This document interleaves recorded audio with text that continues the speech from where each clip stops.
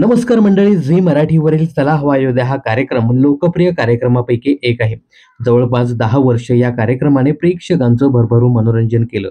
गेल्या वर्षी म्हणजे 2024 रोजी या कार्यक्रमाने प्रेक्षकांचा निरोप घेतला.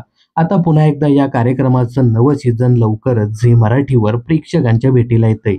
गेली 10 वर्ष भाऊ कदम, कुशल बद्रिगे, सागर कारंडे, श्रेया बुगडे, भरत गणेशपुरे अशा कलाकारांनी हा कार्यक्रम गाजवला होता.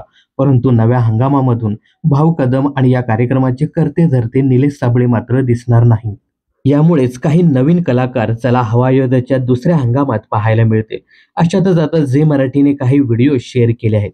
या व्हिडिओमधून चला हवा योद्याच्या दुसऱ्या पर्वात कोण कोण नवीन कलाकार झळकणार हे पाहायला मिळतंय.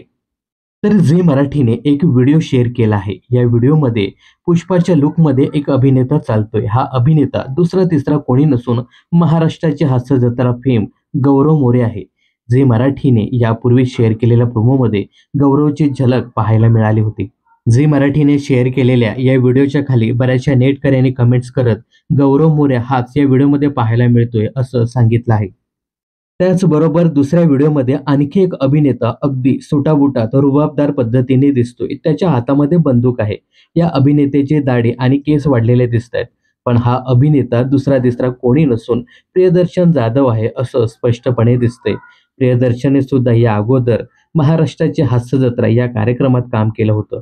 यासोबतच तो फू बाय फू या कार्यक्रमात सुद्धा दिसला होता. यासोबतच तो चला हवा येऊ द्या या कार्यक्रमाचं सूत्रसंचालन सुद्धा करताना दिसला होता. दरम्यान दुसऱ्या 2 व्हिडिओमध्ये श्रेया बुगडे आणि कुशल बद्रिगेची झलक पाहायला मिळते.